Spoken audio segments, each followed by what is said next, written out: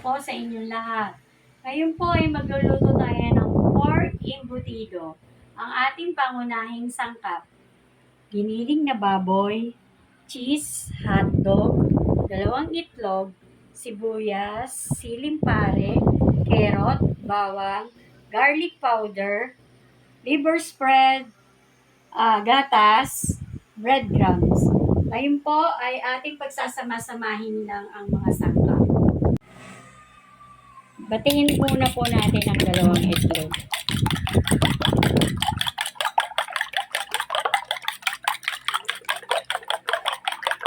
Sama na po natin. Lagay na natin ang sibuyas, siling pare, carrot, bawang, garlic powder,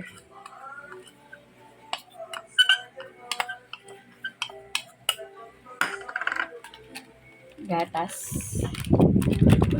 Nilalagyan ko po ng gatas para creamy.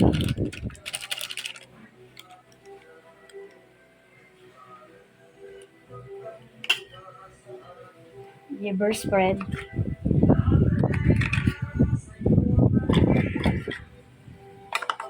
Okay, hahaluin lang po natin ang breadcrumbs. Nilalagyan po nito para magbuo. Buo-buo siya. Hahaluin lang po natin.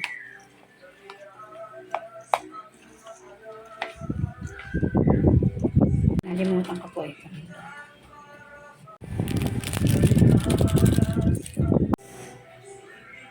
Latag na po natin ng aluminum foil. Maglagay po tayo ng giniling. Dagdagan po natin ng konti. Lagyan po natin ng hotdog. Nagugas po ako ng kamay. Lagyan po natin ng cheese. Gitna po natin sa giniling.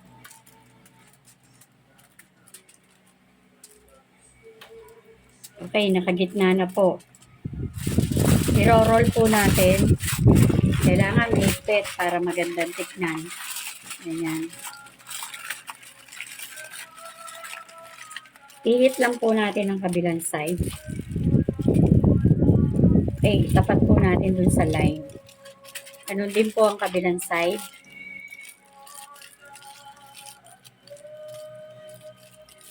Okay, nakagawa na po tayo. Ayan, naka 8 piraso po tayo. I-steam na po natin. Kumukulo na ang tubig. Pwede na natin ilagay yung embutido. Paglalagay nyo, nakatihaya kasi para hindi pasukan siya ng yung tubig. Yan.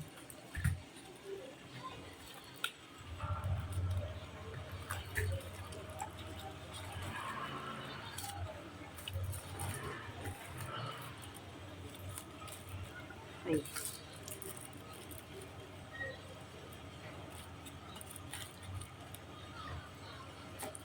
Okay, takpan natin. Mga 1 oras o 45 minutes saka natin balikan. Okay, hinango ko na after 1 hour. Tingnan natin, kalutong na.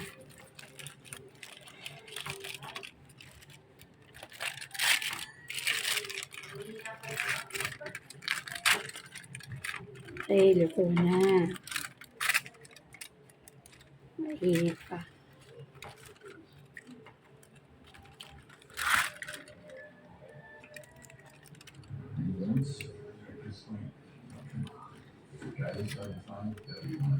Ay, luto na po.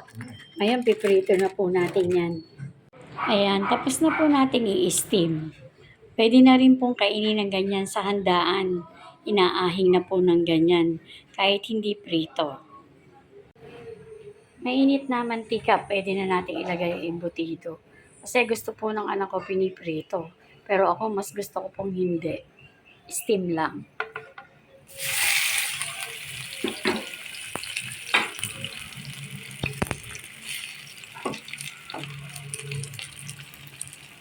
Tayin po natin maluto. Tikta rin na po natin. Okay na.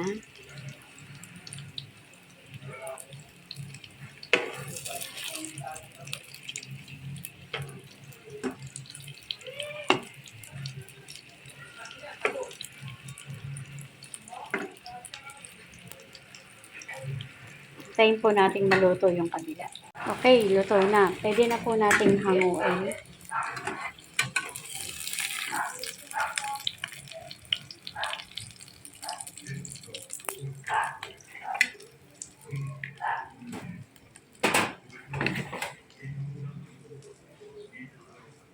Yan, luto na po ang ating embutido. Kain na po tayo. Bye!